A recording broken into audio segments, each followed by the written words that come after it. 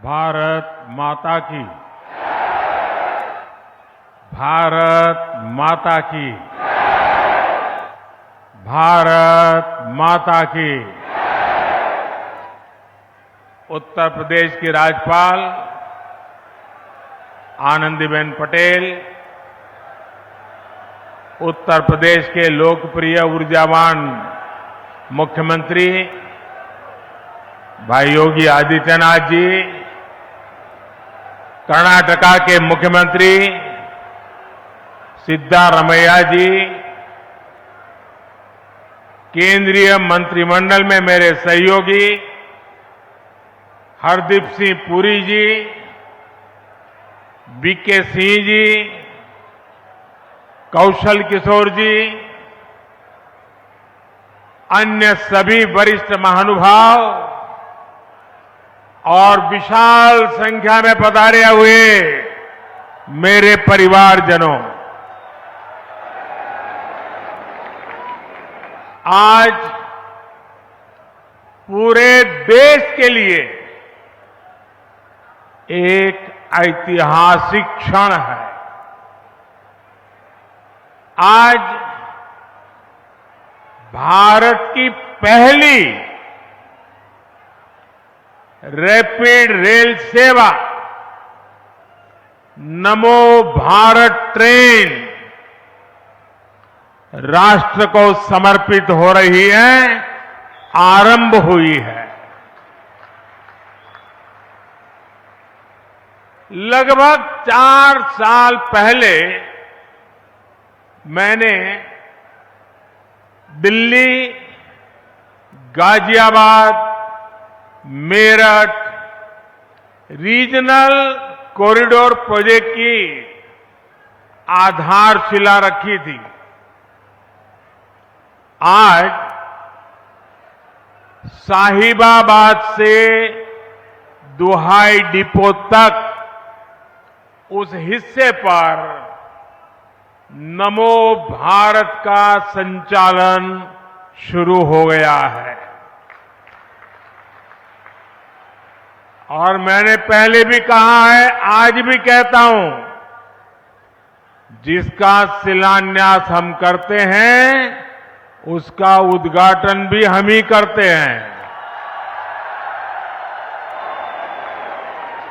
और ये मेरठ वाला हिस्सा 1 साल 1.5 साल के बाद पूरा होगा, उस समय भी मैं आपकी सेवा में मौजूद रहूंगा।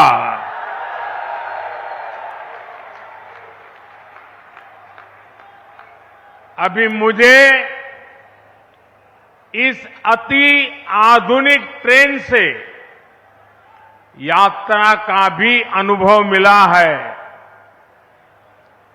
मैंने तो बचपन रेलवे प्लेटफॉर्म पर बिताया है और आज रेलवे का ये नया रूप मुझे सबसे ज्यादा आनंदित करता है। ये अनुभव प्रफुल्लित करने वाला है, आनंद से भर देने वाला है। हमारे यहां नवरात्रि में शुभ कार्य की परंपरा है। देश की पहली नमो भारत ट्रेन को भी आज मां कात्यायनी के आशीर्वाद प्राप्त हुए हैं। और ये भी बहुत विशेष है, इस नई ट्रेन में ड्राइवर से लेकर तमाम कर्मचारी महिलाएं हैं, हमारे देश की बेटियां हैं। ये भारत की नारी शक्ति के बढ़ते कदम का प्रतीक है। मैं दिल्ली, एनसीआर और पश्चिमी यूपी के सभी लोगों को नवरात्रि के पावन पर्व पर मिले इस उपहार के लिए बहुत बहुत बधाई देता हूं, बहुत बहुत शुभकामनाएं देता हूं। नमो भारत ट्रेन में आधुनिकता भी है, गति भी है, अद्भुत स्पीड भी है। ये नमो भारत ट्रेन नए भारत के नए सफर और नए संकल्पों को परिभाषित कर रही है। मेरे परिवारजनों, मेरा हमेशा से मानना है कि भारत का विकास राज्यों के विकास से ही संभव है। अभी इस समय हमारे साथ कर्नाटका के मुख्यमंत्री सिद्धारमैया जी भी जुड़े हुए हैं। आज बेंगलुरु में मेट्रो की 2 लाइनों को भी देश को समर्पित किया गया है। इससे बेंगलुरु के आईटी हब की कनेक्टिविटी और बेहतर हुई है। अब तो बेंगलुरु में हर रोज लगभग 8 लाख लोग मेट्रो से सफर कर रहे हैं। मैं नई मेट्रो सुविधा के लिए बेंगलुरु के सभी लोगों को भी बहुत बहुत बधाई देता हूं। मेरे परिवारजनों, 21वीं सदी का हमारा भारत आज हर सेक्टर में, हर क्षेत्र में प्रगति की नई गाथा लिख रहा है। आज का भारत चंद्रयान को चंद्रमा पर उतारकर दुनिया में ये हिंदुस्तान छाया हुआ है।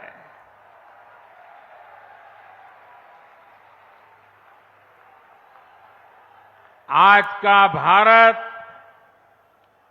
G20 का इतना शानदार आयोजन करके दुनिया के लिए आकर्षण का, उत्सुकता का और दुनिया का भारत के साथ जुड़ने का एक नया अवसर बन गया है। आज का भारत एशियन गेम्स में 100 से ज्यादा मेडल जीतकर दिखाता है और उसमें मेरा उत्तर प्रदेश भी होता है। आज का भारत अपने दम पर 5G लॉन्च करता है और उसे देश के कोने कोने में ले जाता है। आज का भारत दुनिया में सबसे ज्यादा डिजिटल लेन देन करता है। जब कोरोना संकट आया तो भारत में बनी वैक्सीन ने दुनिया के करोड़ों लोगों की जान बचाई।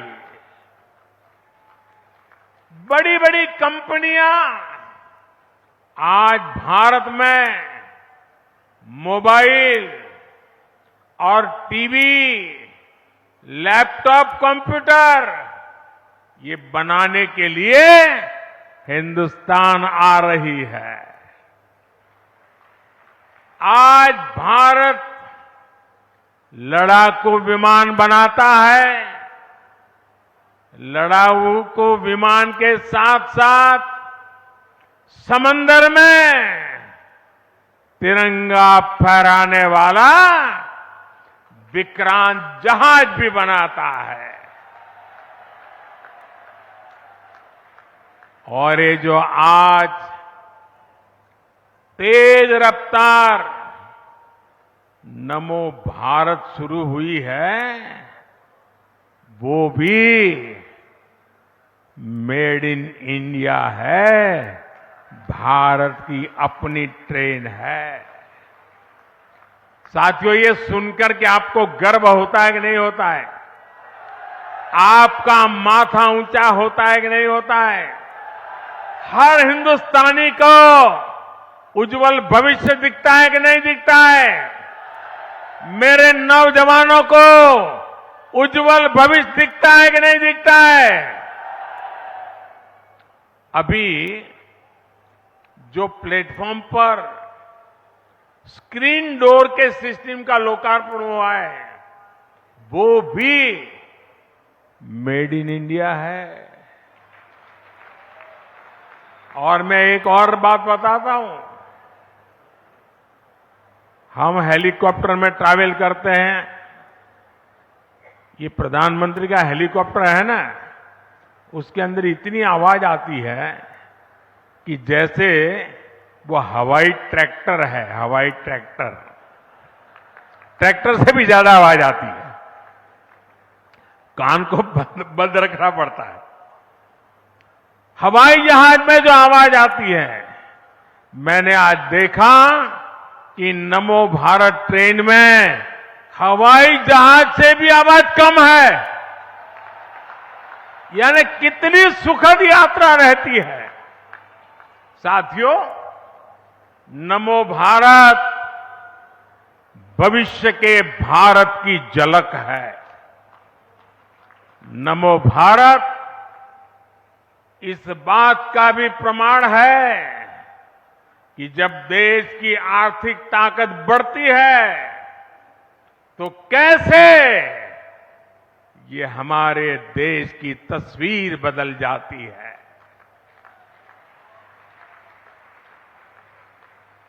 दिल्ली और मेरठ का ये 80 किलोमीटर से ज्यादा का स्ट्रेच तो एक शुरुआत है। सुनिए, ये तो एक शुरुआत है।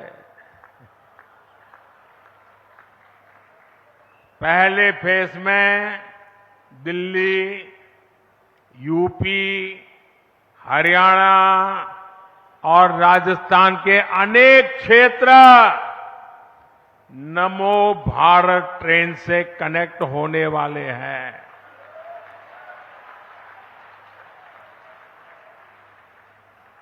अब मैंने राजस्थान बोल दिया तो अशोक गहलोत जी की नींद खराब हो जाएगी।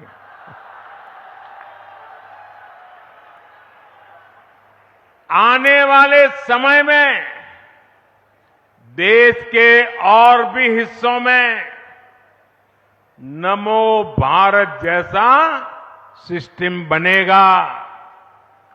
इससे औद्योगिक विकास भी होगा और मेरे देश की युवा पीढ़ी के लिए, मेरे देश के नौजवान बेटी बेटियों के लिए रोजगार के भी नए अवसर बनेंगे। साथियों, इस शताब्दी का ये तीसरा दशक भारतीय रेल के कायाकल्प होने का दशक है।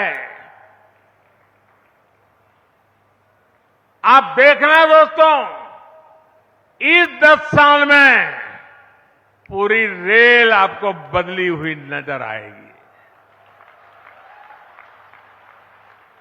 और मुझे छोटे सपने देखने की आदत नहीं है और न ही मुझे मरते मरते चलने की आदत है। मैं आज की युवा पीढ़ी को विश्वास देना चाहता हूं, मैं आज की युवा पीढ़ी को गारंटी देना चाहता हूं, इस दशक के अंत तक आप भारत की ट्रेनों को दुनिया में किसी से भी पीछे नहीं पाएंगे।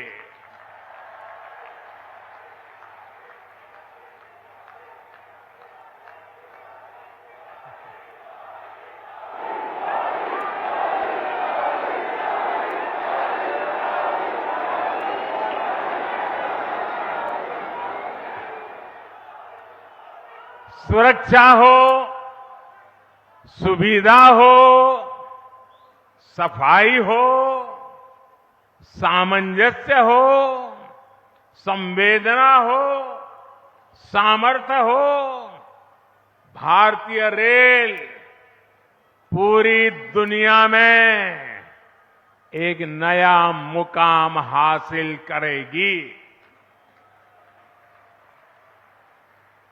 भारतीय रेल 100% बिजलीकरण के लक्ष्य से बहुत दूर नहीं है।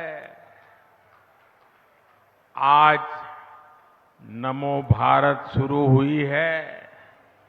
इससे पहले वंदे भारत के रूप में आधुनिक ट्रेनें देश को मिली।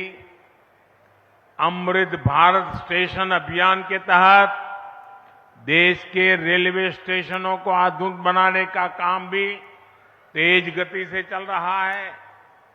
अमृत भारत, वंदे भारत और नमो भारत की ये त्रिवेणी इस दशक के अंत तक भारतीय रेल के आधुनिकीकरण का प्रतीक बन जाएगी।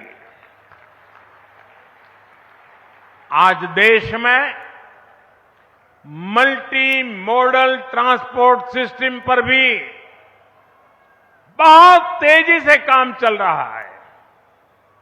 यानी यातायात के अलग अलग माध्यमों को आपस में जोड़ा जा रहा है। ये जो नमो भारत ट्रेन है, इसमें भी मल्टी मॉडल कनेक्टिविटी का ध्यान रखा गया है। दिल्ली के सराय काले खां, आनंद विहार, गाजियाबाद और मेरठ के स्टेशनों पर कहीं रेल, कहीं मेट्रो, कहीं बस अड्डों को ये आपस में जोड़ती है। अब लोगों को ये चिंता नहीं करने पड़ेगी कि ट्रेन से उतरने के बाद वहां से घर या दफ्तर के लिए कोई दूसरा साधन खोजना पड़े। मेरा परिवारजनों, बदलते हुए भारत में ये बहुत जरूरी है कि सभी देशवासियों का जीवन स्तर सुधरे, क्वालिटी ऑफ लाइफ और अच्छी हो, लोग अच्छी हवा में सांस लें, कूड़े करकट के ढेर हटें, यातायात के अच्छे साधन हो, पढ़ाई के लिए अच्छे शिक्षा संस्थान हो, इलाज की बेहतर व्यवस्था हो, इन सब पर आज भारत सरकार विशेष जोर दे रही है। और पब्लिक ट्रांसपोर्ट पर तो आज भारत, पब्लिक ट्रांसपोर्ट के लिए भारत जितना खर्च कर रही है, उतना हमारे देश में पहले कभी नहीं हुआ। साथियों, यातायात के लिए, ट्रांसपोर्ट के लिए हम जल, थल, नभ और अंतरिक्ष हर दिशा में प्रयास कर रहे हैं। आप वाटर ट्रांसपोर्ट को ही देख लें तो देश में आज की नदियों में 100 से अधिक वाटरवेज बन रहे हैं। इसमें भी सबसे बड़ा वाटरवे मां गंगा के जल प्रवाह में बन रहा है। बनारस से लेकर के हल्दिया तक गंगा जी पर जहाजों के लिए अनेक वाटरवे टर्मिनल बनाए गए हैं। इससे किसान जल मार्ग के माध्यम से भी फल, सब्जियों और अनाज बाहर भेज पा रहा है। हाल ही में दुनिया के सबसे लंबे रिवर क्रूज गंगा विलास ने भी 3200 किलोमीटर की दूरी तय करके रिकॉर्ड बनाया है। आज देश में समुद्री किनारों पर भी नए पोर्ट इंफ्रास्ट्रक्चर का अभूतपूर्व विस्तार हो रहा है, आधुनिकीकरण हो रहा है। इसका लाभ कर्नाटका जैसे राज्यों को भी हो रहा है। थल की बात करें तो आधुनिक एक्सप्रेसवे का जाल बिछाने के लिए भी भारत सरकार 4 लाख करोड़ रुपए से ज्यादा 4 लाख करोड़ रुपए से ज्यादा खर्च कर रही है। नमो भारत जैसी ट्रेनें हो या फिर मेट्रो ट्रेनें, इन पर भी 3 लाख करोड़ रुपए से ज्यादा खर्च किए जा रहे हैं। यहां दिल्ली एनसीआर में रहने वाले लोग जानते हैं कि बीते वर्षों में किस तरह यहां मेट्रो रूट्स का विस्तार हुआ है। यूपी में आज नोएडा, गाजियाबाद, लखनऊ, मेरठ, आगरा, कानपुर जैसे शहरों में मेट्रो आगाज दे रही है। कहीं मेट्रो चल रही है, कहीं निकट भविष्य में चलने वाली है। कर्नाटका में भी बेंगलुरु हो, मैसूरू हो, मेट्रो वाले शहरों का विस्तार हो रहा है। नभ यानी आसमान भी है। भारत ने आसमान में भी भारत ने उतने ही पंख फैला रहा है। हवाई यात्रा को हम हवाई चप्पल पहनने वाले के लिए सुलभ कर रहे हैं। बीते 9 साल में देश में एयरपोर्ट की संख्या 2 गुनी हो चुकी है।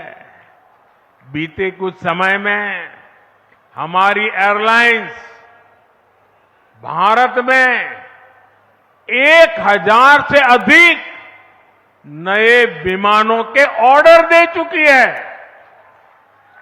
इस प्रकार हम अंतरिक्ष में भी अपने कदम तेजी से बढ़ा रहे हैं। हाल में हमारे चंद्रयान ने चंद्रमा पर तिरंगा झंडा गाड़ दिया है। हमने 2040 तक का पक्का रोड मैप बना दिया है। कुछ ही समय बाद भारतीयों को लेकर हमारा गगनयान स्पेस में जाएगा। फिर हम अपना स्पेस स्टेशन स्थापित करेंगे। वो दिन दूर नहीं जब हम अपने यान में पहला भारतीय चांद पर उतारेंगे। और ये सब किसके लिए हो रहा है? ये देश के युवाओं के लिए, उनके भविष्य को उज्जवल बनाने के लिए हो रहा है। साथियों, अच्छी हवा के लिए जरूरी है कि शहरों में प्रदूषण कम हो, इसे ध्यान में रखते हुए देश में इलेक्ट्रिक बसों का भी बहुत बड़ा नेटवर्क तैयार किया जा रहा है। केंद्र सरकार ने राज्यों को 10,000 इलेक्ट्रिक बस देने वाली योजना शुरू की है। भारत सरकार की तैयारी राजधानी दिल्ली में 600 करोड़ रुपए के खर्च से 1300 से ज्यादा इलेक्ट्रिक बस चलाने का हमारा संकल्प है। इसमें से 850 से ज्यादा इलेक्ट्रिक बसें दिल्ली में चलनी शुरू भी हो गई है। इसी तरह बेंगलुरु में भी 1200 से ज्यादा इलेक्ट्रिक बसों को चलाने के लिए भारत सरकार 500 करोड़ रुपए की मदद दे रही है। केंद्र सरकार की कोशिश है कि दिल्ली, यूपी हो या कर्नाटका, हर शहर में आधुनिक और ग्रीन पब्लिक ट्रांसपोर्ट को बढ़ावा मिले। साथियों, आज भारत में जो भी इंफ्रास्ट्रक्चर का निर्माण हो रहा है उसमें नागरिक सुविधाओं को सर्वोच्च प्राथमिकता दी जा रही है। ऑफिस जाने वालों के लिए मेट्रो या नमो भारत ट्रेन जैसे इंफ्रास्ट्रक्चर बहुत मायने रखते हैं। जिनके घर में छोटे बच्चे हैं या बुजुर्ग माता पिता हैं, उन्हें अपने परिवार के लिए इसके कारण समय बचता है, ज्यादा समय मिलता है। युवाओं के लिए बेहतरीन इंफ्रास्ट्रक्चर का होना इस बात की गारंटी है कि बड़ी कंपनियां आएगी, वहां उद्योग लगाएगी। एक बिजनेसमैन के लिए अच्छे एयरवेज और अच्छी सड़कें होने से ग्राहकों तक उनकी पहुंच आसानी से हो जाती है। अच्छे इंफ्रास्ट्रक्चर से कई तरह के बिजनेस एक जगह जुटने लगते हैं, जिससे सबको फायदा होता है। एक कामकाजी महिला के लिए मेट्रो या बीआरटीएस जैसे इंफ्रास्ट्रक्चर से सुरक्षा की भावना मजबूत होती है। वो न सिर्फ सुरक्षित अपने ऑफिस तक जाती है, बल्कि उनके पैसे की भी बचत होती है।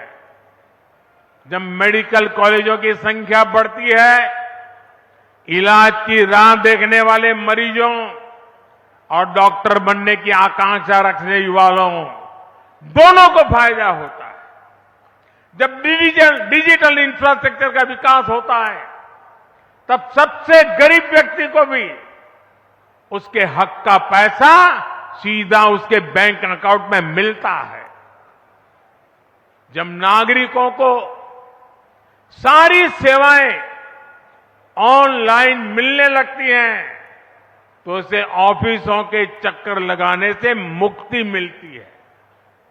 अभी जो ये UPI enable ticket vending machine कुछ देर पहले हमने देखी है, वो भी आपकी सुविधा बढ़ाने वाली है।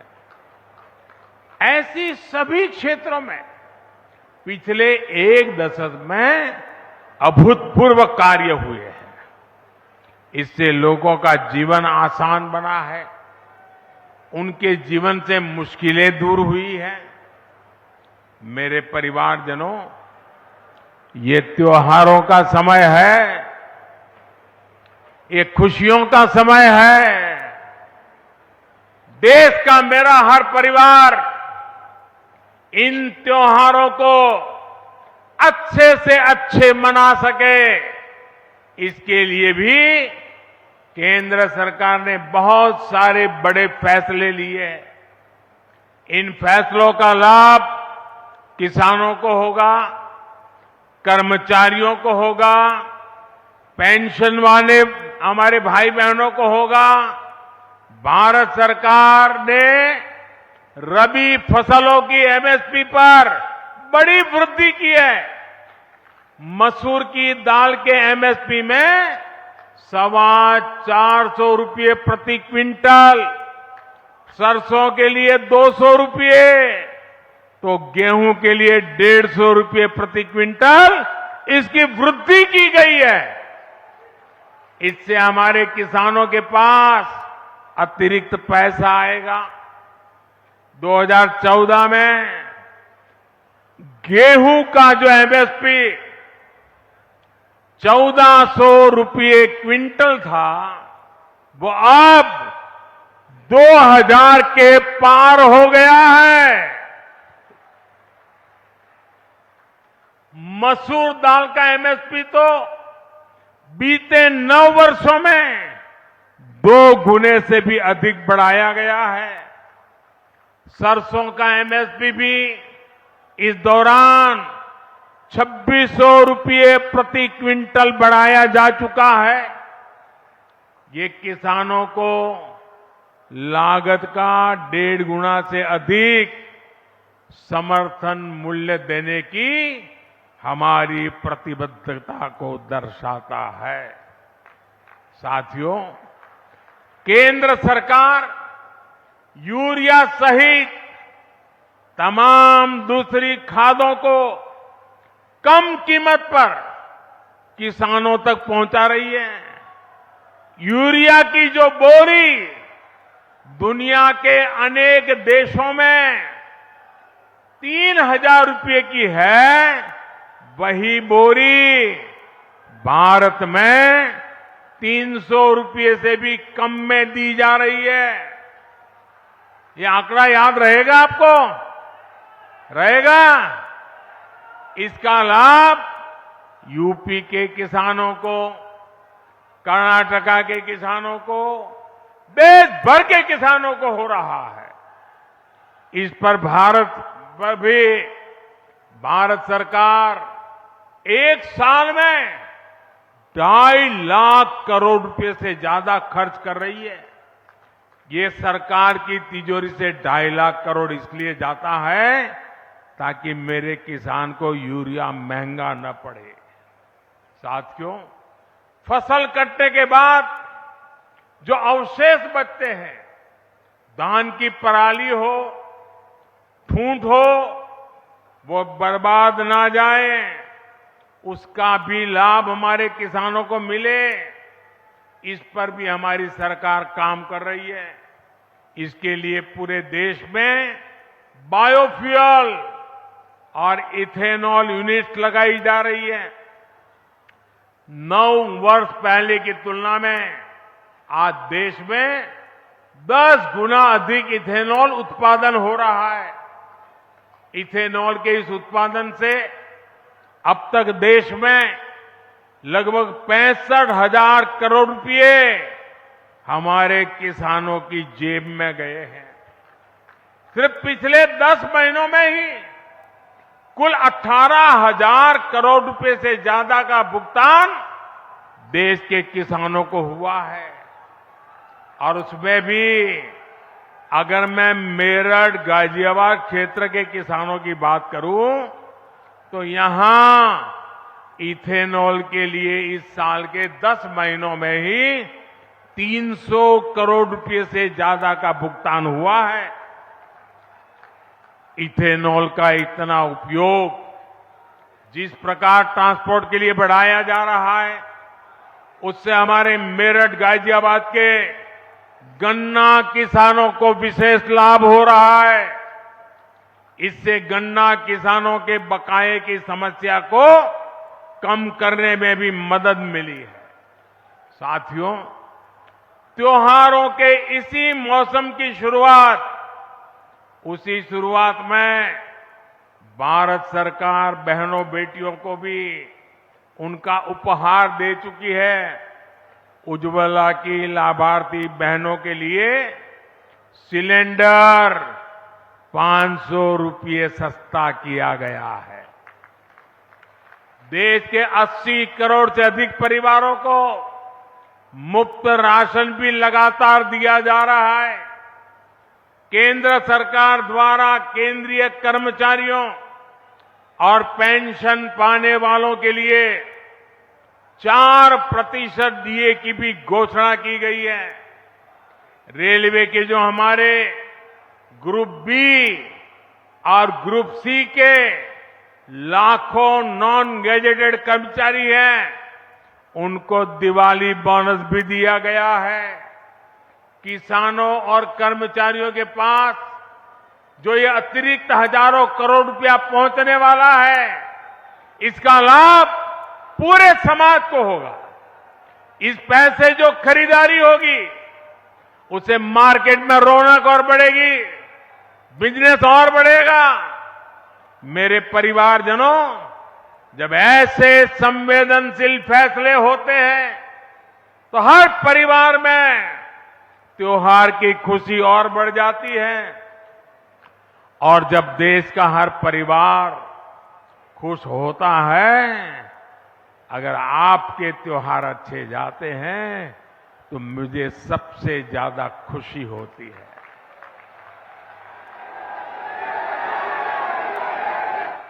मेरा त्योहार उसी में मन जाता है। मेरे प्यारे भाइयों बहनों, आप ही मेरा परिवार है, इसलिए आप ही मेरी प्राथमिकता भी है। ये काम आपके लिए हो रहा है। आप सुखी रहेंगे, आप प्रगति में करेंगे तो देश प्रगति करेगा। आप सुखी रहेंगे, मुझे सुख मिलेगा। आप समर्थ होंगे तो देश समर्थ होगा। और भाइयों बहनों, मैं आज आपसे कुछ मांगना चाहता हूं। मैं आपसे कुछ मांगना चाहता हूं, देंगे? ऐसी आवाज धीरे नहीं चलेगी। मैं आपसे कुछ मांगना चाहता हूं, देंगे?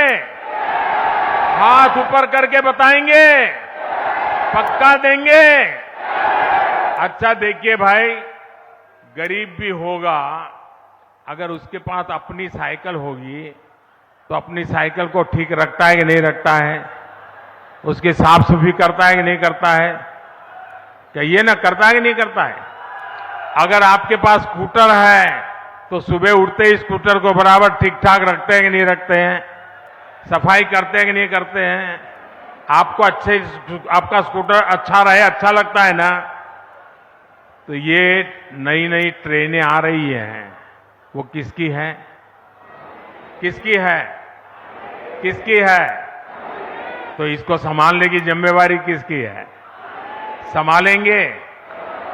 एक भी खरोच नहीं आनी चाहिए। हमारी नई ट्रेनों को एक भी खरोच नहीं आनी चाहिए। जैसे अपनी गाड़ी है वैसे संभालना चाहिए। संभालोगे? संभालोगे?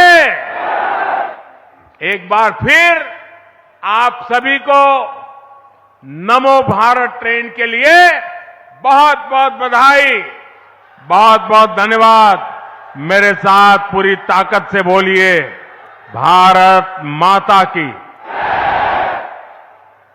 भारत माता की, भारत माता की। बहुत बहुत धन्यवाद।